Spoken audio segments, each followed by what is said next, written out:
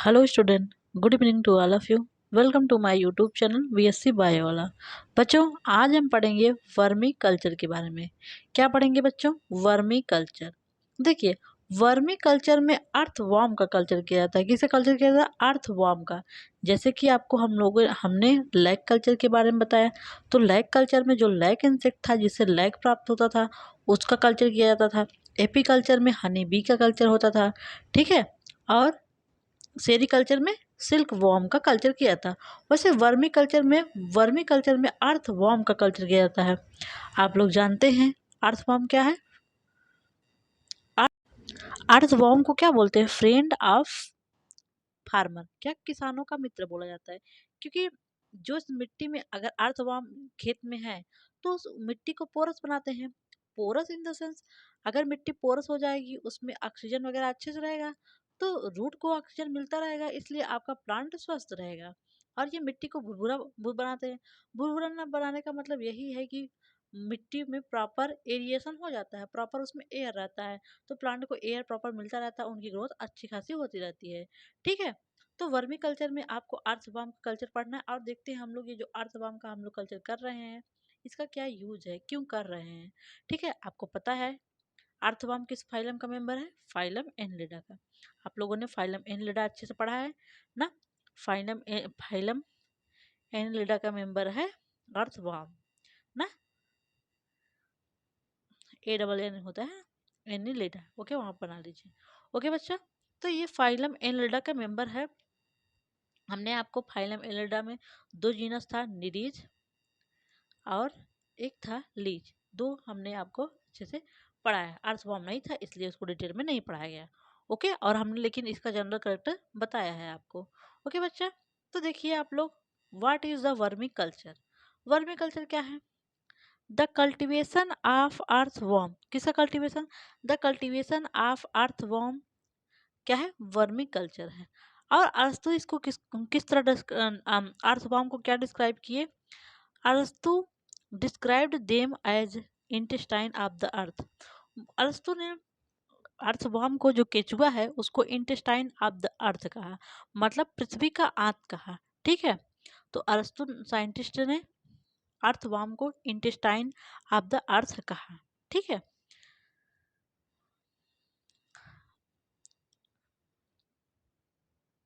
जो कोलियोप्ट्रा है, इन्होंने इस्टेब्लिश किया लॉ टू प्रोटेक्ट देम। इन्होंने अर्थवर्म को प्रोटेक्ट करने के लिए लॉ बनाया, ठीक है। Darwin Darwin doubted whether any other animal plays so important a part in the history of the world। देखिए, ये ज़्यादा इम्पोर्टेंट नहीं है, ठीक है। इसका हम सेंस हमको नहीं बता रहे हैं। आप बस इतना याद करिएगा, cultivation of earthworm is vermi culture, ठीक है। अब देखिए, वर्मी कल्चर यहाँ फिर से आपको देखा गया है definition, the culture of worm. किस वर्म का? अर्थवर्म का। दो तीन टर्म है आपको हम बताएंगे, vermi culture, vermi composting, vermi compost और वर्मी कल्चरिस्ट। ये चार पांच टर्मिनोलॉजी है, इसमें आप कंफ्यूज होंगे, तो चारों पांच टर्मिनोलॉजी को मैं पहले क्लियर कर दूंगी, उसके बाद आगे का लेक्चर हम लोग पढ़ेंगे। ओके बच्चा, तो देखिए, जो वर्मी कल्चर है इसको पता है आप लोगों को पता ही हो गया, कल्चर ऑफ अर्थवर्म। इसमें आपको कोई कंफ्यूजन है ही नहीं, ठीक है। और जो वर्मी कल्चरिस्ट है ना, वर्मी कल्चरिस्ट का मतलब जो साइंटिस्ट अर्थवर्म का कल्चर कर रहा है, उसके बारे में अध्ययन कर रहा है, वो हो गया वर्मी कल्चरिस्ट। तो पहले हम लोग वर्मी कल्चर के बारे में देख लेते हैं। वर्मी कल्चर क्या है? कल्चर ऑफ अर्थवर्म या फिर कल्चर ऑफ वर्म। क्या है? कल्चर ऑफ वर्म या फिर अर्थवर्म, ये वर्मी कल्चर हो गया। इसमें आपको नो कंफ्यूजन। इसमें देखिए आप लोग, द वर्म ना, वर्मी कल्चरिस्ट क्या है? The worm man over are a person who farms, breeds and cares for worm. Example, a professional worm farmer is called vermiculturist। देखिए, एक आदमी जो कि वर्मी कल्चर कर रहा है, वर्म जैसे अर्थवर्म को कल्चर कर रहा है ना, चाहे वो साइंटिस्ट हो चाहे एक ह्यूमन हो ना, एक सॉरी साइंटिस्ट भी तो ह्यूमन होगा, एक कॉमन ह्यूमन या किसान ही क्यों ना हो ना, अगर वो वर्मी कंपोस्टिंग कर रहा है वो हो गया वर्मी कल्चरिस्ट। जैसे ना हम लोग बोलते हैं सोशियोलॉजिस्ट, जो सॉरी सोशियोलॉजिस्ट मैं क्यों बताऊं, बायोलॉजिस्ट जो बायो जो आदमी या जो व्यक्ति बायोलॉजी का अध्ययन करता है बायोलॉजिस्ट हो गया ना, बायोलॉजी के बारे में उसको नॉलेज है। और ऐसे ही वर्मी कल्चरिस्ट जो वर्मी कल्चर के बारे में अध्ययन कर रहा है, उसका कल्चर कर रहा है, तो वो वर्मी कल्चरिस्ट हो गया। तो दो टर्मिनोलॉजी आपको पता हो गए। अब थर्ड आप देखिए वर्मी कंपोस्टिंग और वर्मी कंपोस्ट क्या है।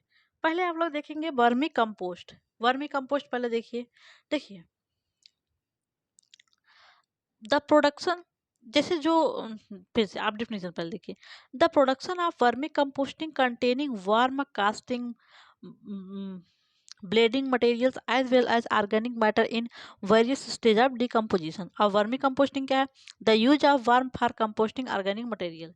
देखिए जो वर्मी कंपोस्ट जो खाद वगैरह है अर्थवाम से जो जो प्राप्त हो रहा है वो है वर्मी कंपोस्ट ना। जैसे कूड़ा कचरा है तो वो भी तो एक कंपोस्ट है ना, ये मटेरियल है जो अर्थवाम से जो मिलता है, जो यूज हो रहा है। जैसे उसका कास्टिंग मतलब फिकल मैटर और जो भी चीजें हैं उसको बोल रहे हैं वर्मी कंपोस्ट। और जो ये प्रोसेस है वर्मी कंपोस्ट को वर्मी वर्मी ये कंपोस्ट को बनाने की वो है वर्मी कंपोस्टिंग। मतलब जो वर्मी कंपोस्ट को यूज करना या फिर इसको बनाने की प्रोसेस क्या है, वर्मी कंपोस्टिंग। ठीक है, क्या है वर्मी कंपोस्टिंग। ये आपको चारों टर्मिनोलॉजी अच्छे से क्लियर हो गई है, vermiculture, vermiculturist, vermicompost और वर्मी कंपोस्टिंग ना। वर्मी कंपोस्ट जो ये अर्थवर्म से जो भी उसका फिकर मटर या फिर जो भी वो उससे प्राप्त हो रहा है वो वर्मी कंपोस्ट हो गया ना, जैसे खाद होता है। और जो प्रोसेस है ये वो है वर्मी कंपोस्टिंग। ठीक है, इतना हो गया चारों टर्मिनोलॉजी। अब देखिए आप इंट्रोडक्शन। जो वर्मी कल्चर है उसका मतलब क्या है, वर्मिस मतलब वार्म, कल्चर मतलब ग्रोथ, वार्म का ग्रोथ करवाना, ये वर्मी कल्चर है, ये तो आपको पता है। Vermicomposting done with the help of earthworm is known as vermicompost. यहाँ पे वर्मी कंपोस्ट का सीधा सीधा डिफिनेशन दिया गया है। जो कंपोस्टिंग की प्रोसेस है, खाद बनाने की प्रोसेस है, अगर अर्थवर्म के द्वारा किया जा रहा है उसको बोल रहे हैं वर्मी कंपोस्ट। ठीक है, ये आपका क्लियर एकदम डिफिनेशन हो गया है।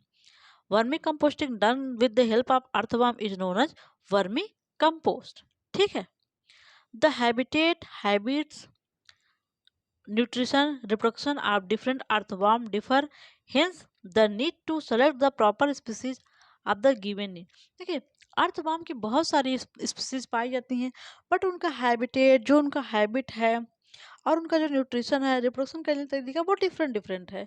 तो जो कल्चर कर रहा है अर्थवाम को, उसको अगर वो जिस स्पीसीज का कल्चर कर रहा है ना, उसको ध्यान रखना चाहिए इसका क्या हैबिट है ना। हैबिट क्या है, हैबिटेट क्या है, जैसे उसका स्वभाव क्या है, वो क्या खाता पीता है, वो उसका हैबिट हो गया ना। और हैबिटेट कैसा है, वो कहाँ रहना चाहता है, वो हैबिटेट हो गया उसका ना। मान लीजिए अगर वो एसिडिक सॉइल में रह रहा है, आप बेसिक सॉइल दे दिए तो भैया दिक्कत हो जाएगी ना, हमारा अर्थवर्म डेड हो जाएगा, तो हमको कैसे वर्मी कंपोस्ट मिलेगा। ठीक है, तो उसको न्यूट्रिशन क्या खाना है उसको ना, वो भी इम्पोर्टेंट है। और वो कैसे रिप्रोडक्शन कर रहा है ये भी इम्पोर्टेंट है, जो वर्मी कंपोस्टिंग कर रहा है, वर्मी कल्चर जो कर रहा है। तो डिफरेंट जो अर्थवर्म के डिफरेंट स्पीसीज है उनका डिफरेंट डिफरेंट तरीका है। तो डिफरेंट डिफरेंट अर्थवर्म को कल्चर करने के लिए उनके जो हैबिट हैं, उनका जो न्यूट्रिशन का तरीका है, उनका रिप्रोडक्शन का जो मोड है या फिर जो उनका हैबिटेट है, उनके बारे में वर्मी कल्चरिस्ट जो कर रहा है वर्मी कल्चर उसको जानना बहुत जरूरी है। ठीक है, तो यही बातें इसमें कहा गया है। ओके बच्चा, अब देखिए इम्पोर्टेंट एस्पेक्ट जो उसका हैबिटेट है उसके बारे में हम लोग देखेंगे। जैसे ओवरऑल मिला के अर्थवर्म का क्या हैबिटेट है वो हम लोग देखेंगे यहाँ पे ना। Found everywhere except sandy soil and soil different deficient in human.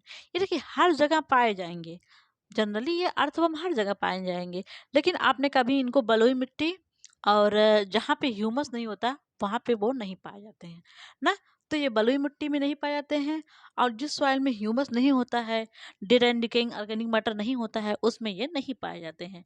ठीक है, तो ये लगभग हर जगह पाए जाते हैं सैंडी सॉइल, और सॉइल विद डिफिशिएंट ह्यूमस यहाँ पे ये absent होते हैं ना। Found in upper layer of slightly dam soil. देखिए जो गीली मिट्टी है, कीचड़ वाली मिट्टी है, उसके अपर लेयर में ही ये अर्थवर्म पाए जाते हैं, ज़्यादा डीप में नहीं पाए जाएंगे, ये अपर लेयर में ही पाए जाते हैं। आप देखेंगे ये लोग मिट्टी के ऊपर ऐसे ऐसे ढेर सारा बना देते हैं ना, वो अर्थवॉर्म ही बनाते हैं, वो उनका एग होता है। 1 एकड़ ऑफ लैंड, अगर 1 एकड़ है खेत ना, 1 एकड़ है, उसमें लगभग 50,000 अर्थवर्म एवरेज में पाए जा सकते हैं। बट अब तो पॉल्यूशन के कारण अर्थवर्म की संख्या में भारी गिरावट हुई है। ठीक है, तो लगभग 1 एकड़ जमीन में लगभग 50,000 अर्थवर्म आपको देखने को मिल सकते हैं। ठीक है, अब देखिए न्यूट्रिशन। हमने एक कॉमन सभी स्पीसीज का मिला के हैबिटेट देख लिया, फिर हम देखेंगे न्यूट्रिशन क्या है। Okay, feeds on dead organic matter. ये डेड ऑर्गेनिक मैटर जैसे जो प्लांट है ना, जो कोई प्लांट वगैरह है, जो उसका dead and decaying organic matter है, वो सॉइल में है, उसी को ये खाते हैं और ये उसे खाते हैं और अपना ग्रोथ वगैरह करते हैं। तो ये सब सैप्रो जो फैगिक हो गया कि नहीं ना, सैप्रोफिटिक हो गया कि नहीं, ये dead and decaying organic matter खा रहा है जैसे फंजाई खाता है। Secretion of the intestinal tract release the plant nutrient in the in simple form in the form of casting. देखिए इनका इंटेस्टाइनल ट्रैक्ट से, जो इंटेस्टाइनल ट्रैक्ट है इनका प्लांट के लिए न्यूट्रिएंट बनाता है, सिक्रीट करता है कास्टिंग के फॉर्म में। जो इसका फिकल मैटर है उसके फॉर्म में ये जिनका जो फिकल मैटर होता है वो इंटेस्टाइन से ही पास होगा ना, तो वो प्लांट के लिए बहुत ही इंपॉर्टेंट होता है, उनको उनके लिए न्यूट्रिशियस होता है। ठीक है, क्योंकि कास्टिंग में लगभग 11 से 5 से 11 5 to 11 टाइम्स कितना NPK, नाइट्रोजन फास्फोरस, ये प्रेजेंट होते हैं। यही प्लांट के लिए इंपॉर्टेंट है, नाइट्रोजन फास्फोरस और पोटेशियम। तो लगभग 5 से 11 गुना यहाँ पे ये NPK होता है, नाइट्रोजन फास्फोरस पोटेशियम, इस कास्टिंग में प्रेजेंट होता है। इस कास्टिंग जो इसका फिकल मैटर है ना, उसमें आप देखेंगे मिट्टी के ऊपर ऐसे बनाए रहते हैं, इनके फिकल मैटर में लगभग 5 से 11 टाइम्स ज़्यादा नाइट्रोजन फास्फोरस और पोटेशियम का रेशियो होता है। तो ये प्लांट के लिए बहुत इंपॉर्टेंट होता है ना। आगे देखिए रिप्रोडक्शन करने का इनका तरीका क्या है। ये हार्माफ्लोराइड होते हैं, बाइसेक्सुअल होते हैं, but there is copulation between 2 earthworm. ये बाइसेक्सुअल होते हैं बट कॉपुलेशन यहाँ पे कभी कभी देखा जाता है। ठीक है, fertilisation and development inside a cocoon. जो इनका एग होगा उसका फर्टिलाइजेशन और डेवलपमेंट, एक कुकून, एक स्ट्रक्चर होता है जो इनके एग को सराउंड करता है, उसी को बोलते हैं कुकून। तो इसमें कुकून फॉर्मेशन होता है, उसी में एग का डेवलपमेंट और फर्टिलाइजेशन होता है। Summer is the reproductive season. Generally ये समर में, गर्मियों में इनका रिप्रोडक्टिव सीजन होता है। ठीक है, cocoon laid from August to October. Cocoon लगभग अगस्त से अक्टूबर तक लेड हो जाते हैं। ठीक है, young one hatches out of the cocoon in 2 to 3 week. जब कोकून ये ले कर देता है ना, कोकून जब ले कर देगा तो लगभग उससे 2 से 3 वीक में यहाँ से यंग वंश निकल जाएगा। ठीक है, यंग वन से निकल जाएगा तब भैया वो एडल्ट में कन्वर्ट हो जाएगा। अब देखेंगे हम लोग डिफरेंट डिफरेंट अर्थवर्म की वेराइटियां हैं जिनका कल्चर जनरली अर्थ को पोरस बनाने में, NPK को प्राप्त करने में किया जाता है। ठीक है, जो कास्टिंग है वो यूज होता है ना। एक है रेड अर्थवर्म। रेड अर्थवर्म है जिसका जनरली जो वर्मी कल्चरिस्ट है वो कल्चर करते हैं। इसका जूलॉजिकल नेम है लुम्ब्रिकस रूबेलस। क्या है इसका जूलॉजिकल नेम? लुम्ब्रिकस रूबिलस। तो रेड अर्थवर्म क्या है? लुम्ब्रिकस रूबिलस। तो ये कॉमन स्पीसीज है जो रेड वार्म है, इसको रेड वार्म भी कहते हैं। यहाँ देखिए रेड वार्म का आपको फिगर दिखाया गया है, लुम्ब्रिकस रूबिलस। ठीक है, इसका लगभग लेंथ 10 सेंटीमीटर है, ये आपको मेंशन नहीं करना है।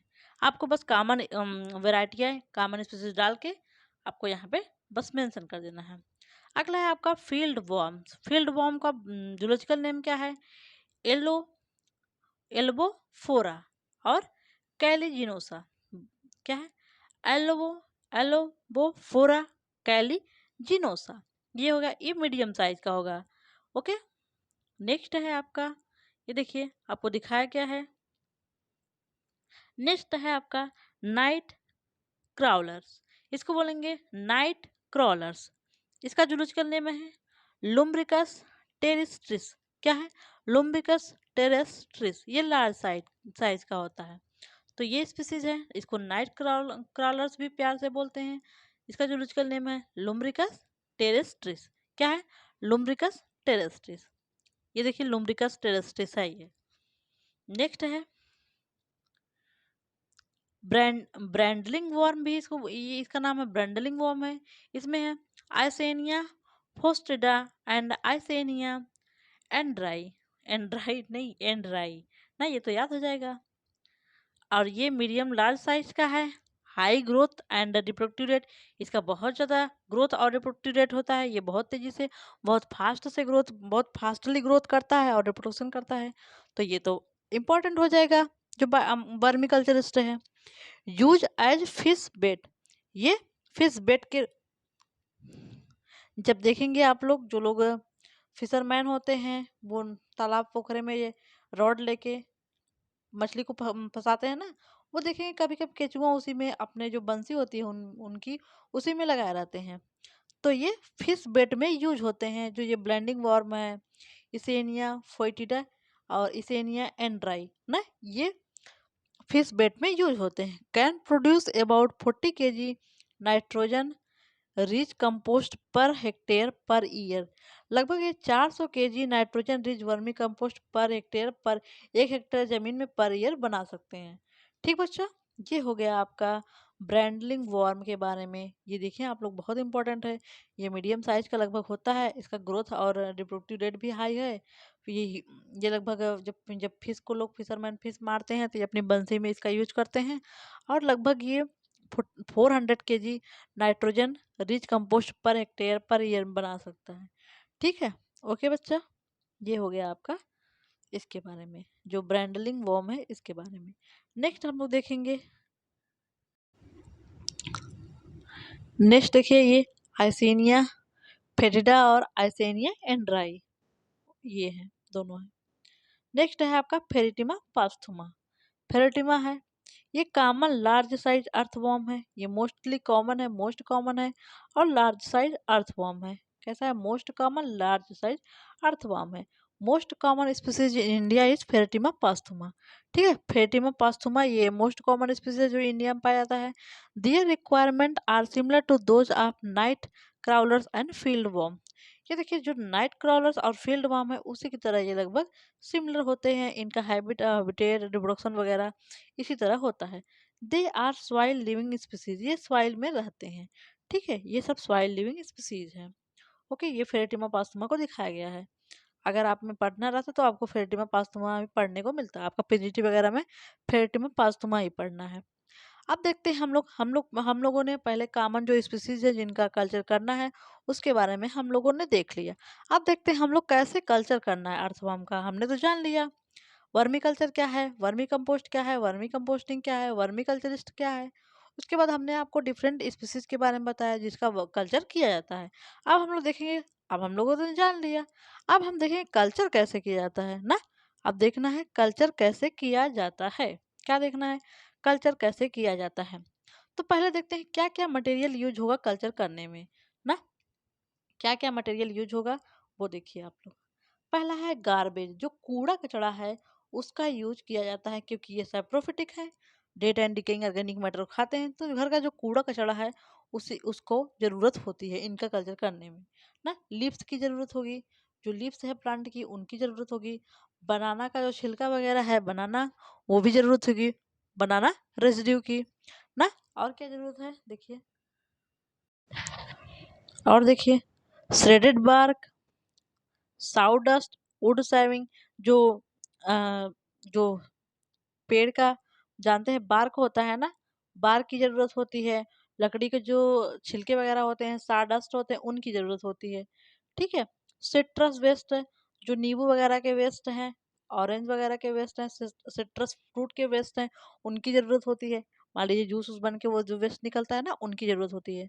और बगासी, जो राब होता है गुड़ का, जो गुड़ जैसे राब से बनता है ना, होता है ना राब, उनकी बगासी की जरूरत होती है। और फिश स्कार्प, फिश स्कार्प की भी ज़रूरत होती है। तो इतने सारे जो मटेरियल हैं इनकी ज़रूरत होती है। कौन कौन से मटेरियल? गार्बेज की, लीव्स की, banana residue, shredded bark, sawdust, wood shaving, citrus wastage, bagasse और फिश इसका। अब नेक्स्ट क्या क्या मटेरियल है आपको नहीं यूज करना है जब आप वर्मी कंपोस्टिंग कर रहे हैं, वर्मी कल्चर कर रहे हैं। आपको किन किन चीज़ों को नहीं यूज करना है। Waste from birds, dogs and cat. आप बर्ड का वेस्ट, डॉग का वेस्ट और कैट का वेस्ट आपको यूज नहीं करना है। ये चीज़ याद रखिए, इनका वेस्ट मटेरियल आपको यूज नहीं करना है। ह्यूमन का फिकल मैटर भी आपको यूज नहीं करना है। ठीक है, जो वर्मी कल्चर कर रहा है उसको ह्यूमन कल्चर फिकल मैटर भी यूज नहीं करना है।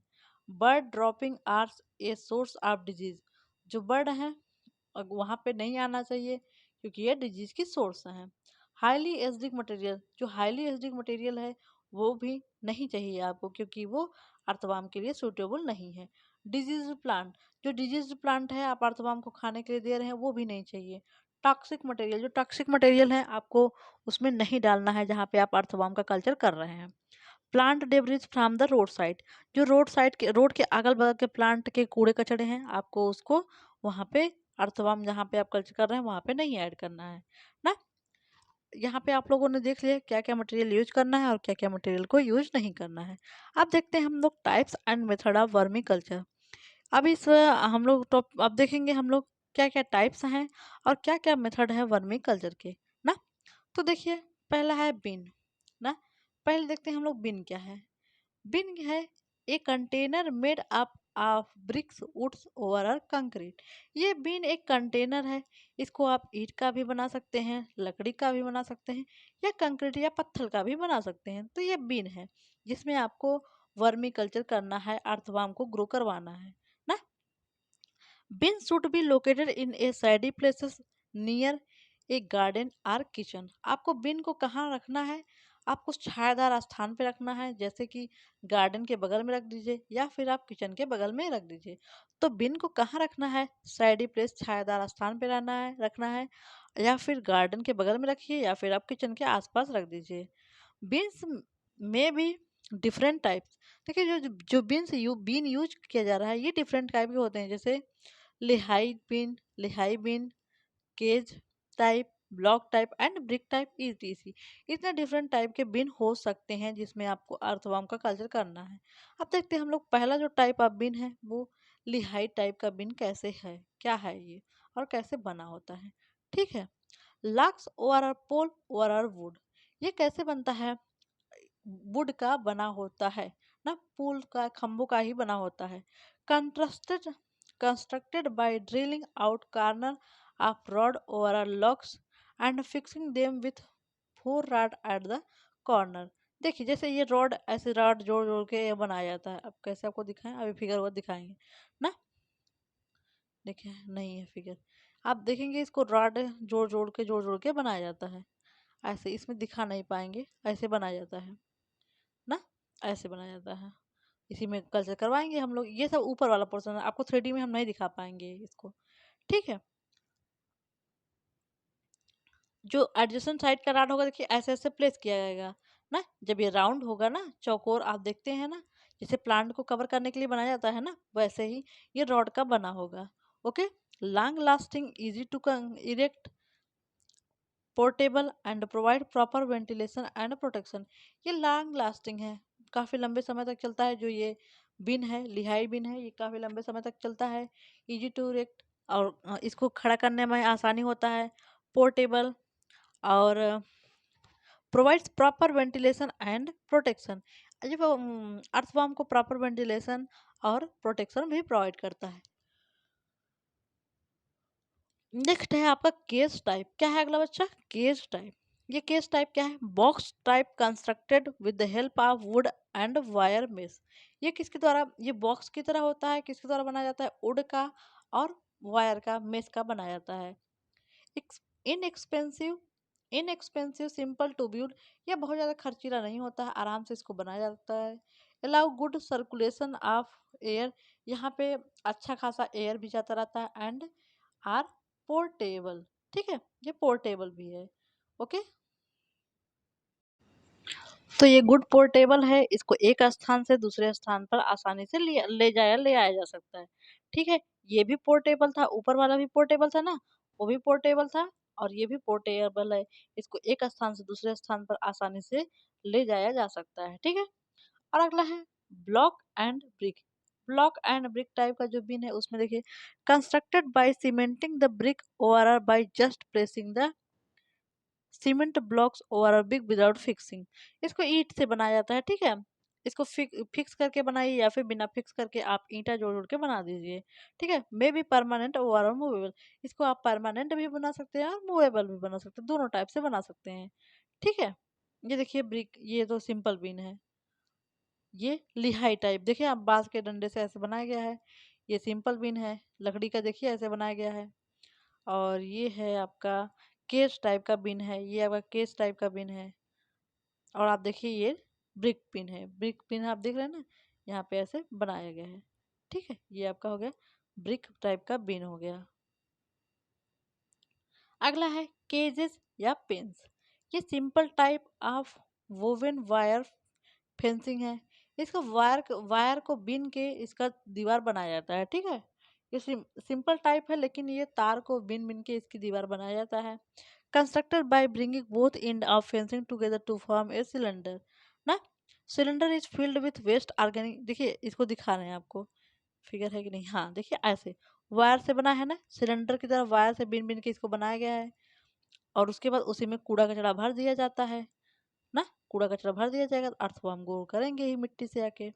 उसके बाद क्या होगा, ऑर्गेनिक मैटर इसमें लाके फिल कर देंगे।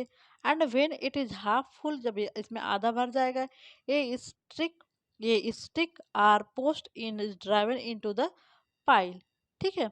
Stick help in maintaining the shape over the pile and also in the directing water in the hip. इसमें पानी वगैरह के लिए स्टिक से इसको हिलाते रहेंगे, ठीक है। ओके बच्चा, तो ये आपका हो गया कैसा है, ये आपका केस टाइप का है। केस टाइप का फिगर ये है आपका, देखिए इसमें गार्बेज वगैरह भर के इसको एक स्टिक से हिलाते रहेंगे, ठीक है। इसमें वाटर वगैरह भी जाता रहता है, ठीक। अब देखिए इनडोर हीप मेथड, अगला है आपका indoor heap method. Heap of height 12 to 18 made up of finally shredded material. ये लगभग 12 से 18 हाइट का होता है, इंच का होता है।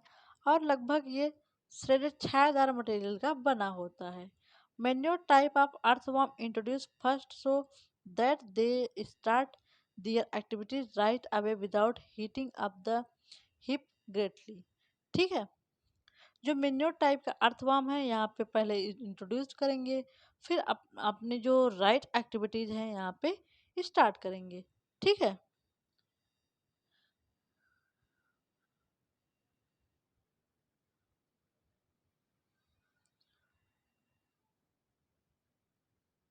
देखिए जो नाइट क्राउलिंग टाइप अर्थवर्म अगर इसमें करेंगे तो ये बॉटम पे होंगे ना, क्योंकि अर्थवर्म का डिफरेंट डिफरेंट हैबिट है। इसमें देखिए जो नाइट वाले हैं वो बॉटम लेयर पे रहेंगे। जो फील्ड वॉर्म है वो क्या करेंगे, वो बॉटम पे भी रहेंगे और मिडिल में भी फैले रहेंगे। इसमें डिफरेंट टाइप के अर्थवर्म आप कल्चर करवा सकते हैं। रेड एंड बैंडिंग वॉर्म है आकर थ्रू ऑन द 3 लेयर, ये तीनों लेयर में मतलब बॉटम में, मिडिल में, ऊपर भी पाए जाते हैं।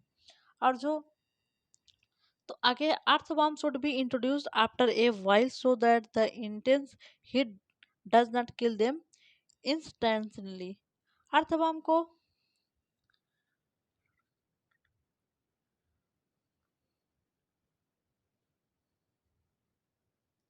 जब आप अर्थवर्म को वहाँ पे इंट्रोड्यूस कर रहे हैं तो आपको ध्यान देना है कि बहुत ज़्यादा वहाँ पे हीट ना हो, नहीं तो वो उसको मार देगा, क्योंकि अर्थवर्म हीट से उनको एलर्जी है, उनकी डेथ भी काज कर सकता है ना। और जब बीन है, the temperature at the beginning में reach up to 66 degree Celsius, ठीक है।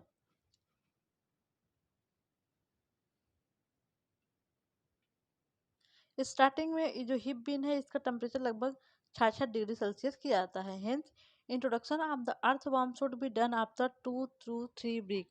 तो इतना ज़्यादा टेम्परेचर होता है इसलिए अर्थवर्म का इंट्रोडक्शन अर्थवर्म को इस हिप बीन में लगभग 2 से 3 वीक बाद डालना चाहिए। After the heap cools down, जब हिप ठंडा हो जाएगा, hole should be dug and 50 to 100 earthworm should be dropped in each hole. जब देखिए जब बीन बन रहा है, ये जो हिप बीन बन रहा है ना, ये हिप बीन बन रहा है। ठीक है, हिप बीन में आप देखेंगे कुछ अर्थवर्म बॉटम पे उसके रहेंगे, कुछ मिडिल में रहेंगे, कुछ सरफेस पे रहेंगे। स्टार्टिंग में जब हिप बीन बनाया जाता है तो उसका टेम्परेचर लगभग 66 डिग्री सेल्सियस रहता है। तब उस टाइम अर्थवर्म को वहाँ पे इंट्रोड्यूस नहीं करेंगे, क्योंकि ज़्यादा टेम्परेचर अर्थवर्म की मृत्यु भी हो सकती है, वो डेड भी हो सकता है। जब लगभग 2-3 वीक बाद जब उसका टेम्परेचर कूल डाउन होगा, तब वहाँ पे अर्थवर्म को 2-3 होल बना के अर्थवर्म को यहाँ पे इंट्रोड्यूस कर दिया जाएगा। ठीक है, about 1000 earthworms should be sufficient to inoculate A 4 by 6 foot pile. जो 4 by 6 फुट का एक पाइल है, उसमें लगभग 1000 अर्थवर्म को इंट्रोड्यूस कर देना चाहिए, ये सफिशियंट है। After a few days earthworm will begin consuming the organic matter leave rich casting behind. कुछ टाइम बाद अर्थवर्म अपना ऑर्गेनिक मैटर खाएंगे और अपना फिकल मैटर कास्टिंग के रूप में डिस्चार्ज करने दे वहाँ से छोड़ने लगेंगे। ठीक है, an important aspect of this method is maintenance of earthworm population.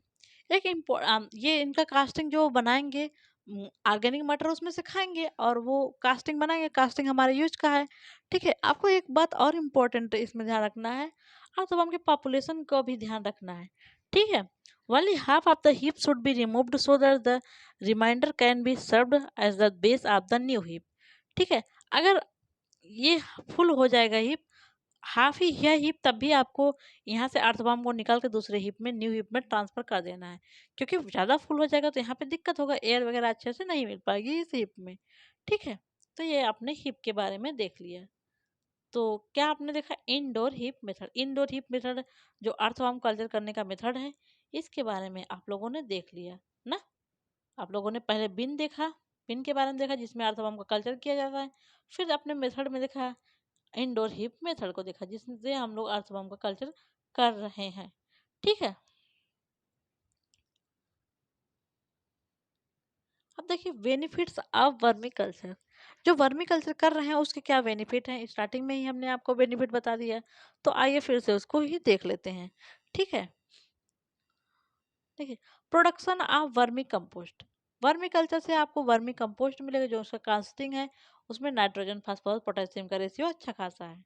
ठीक है, increase in agriculture production. Vermi compost जो ये प्राप्त होता है, अगर आप एग्रीकल्चर फील्ड में छिड़काव कर दे रहे हैं इसका, तो हमारा जो प्रोडक्शन है वो बढ़ जाएगा, क्योंकि नाइट्रोजन फास्फोरस पोटेशियम को चाहिए, ये प्लांट को मिल रहा है। ठीक है, और जिसमें ये अर्थवर्म रहते हैं उस सॉइल में प्रॉपर एरियर भी जाता रहता है। ठीक है, compost is a great recycle of plant nutrient. देखिए ये जो कंपोस्ट है, ये प्लांट, मान लीजिए प्लांट डेड हो गया, इस प्लांट को अर्थवर्म क्या किया, खाया, फिर ये इसके फिकल मैटर को किस में कास्टिंग के रूप में डिस्चार्ज किया, फिर कास्टिंग को इस सॉइल में है, फिर ये प्लांट यूज करे, तो रिसाइकिल हो रहा है कि नहीं न्यूट्रिएंट से। एक बार प्लांट का जब डेथ हो रहा है तो अर्थवर्म उसको खा के फिर कास्टिंग के रूप में डिस्चार्ज कर रहा है, और कास्टिंग क्या हो रहा है, प्लांट को फिर अवेलेबल हो रहा है, तो न्यूट्रिएंट का रिसाइकिल हो रहा है अर्थवर्म के द्वारा। ठीक है, reduction of the chemical fertilisation.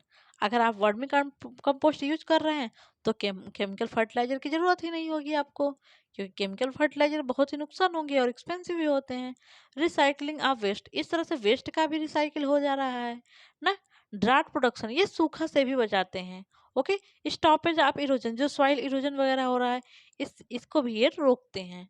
ठीक है, यूज ऑफ अर्थवर्म। अच्छा, सॉइल इरोजन कैसे रोक रहे हैं, देखिए ये प्लांट के ग्रोथ को प्रमोट करेंगे, प्लांट के ग्रोथ को प्रमोट करेंगे, जब प्लांट ग्रोथ करेगा तो सॉइल इरोजन तो होगा ही नहीं ना।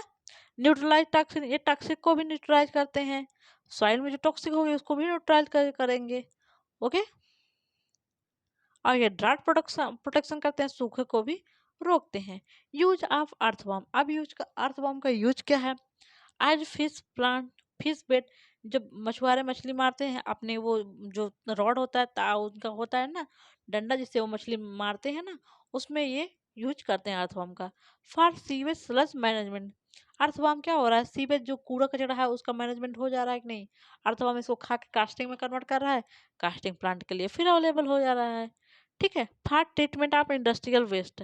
इंडस्ट्रियल वेस्ट के ट्रीटमेंट के लिए भी अर्थवॉर्म का उपयोग किया जा रहा है, क्योंकि अर्थवॉर्म इंडस्ट्रियल वेस्ट को खाएगा और उससे कास्टिंग बनाएगा, वो कास्टिंग प्लांट के लिए उपयोगी होगा। Reclamation of land with the help of earthworm. जो लैंड है वहाँ पे खेती वगैरह नहीं हो रहा है, स्ट्राइल हो रही, उसका रिक्लेमेशन पुनः सुधार अर्थवॉर्म के द्वारा किया जाता है। Use of earthworm as food for animal and human.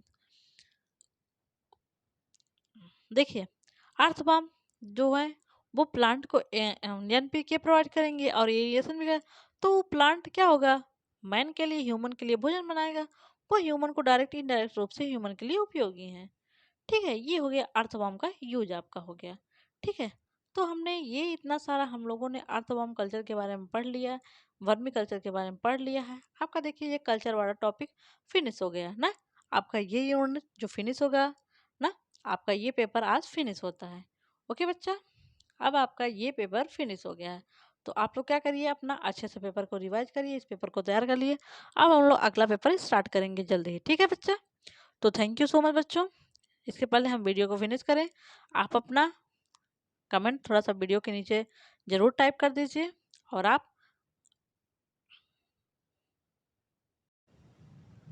Sorry for interruption बच्चों ना, आप अपना अच्छे से रिवाइज करिए, इस पेपर को अच्छे से तैयार कर लीजिए। आपका नेक्स्ट पेपर जल्दी शुरू किया जाएगा।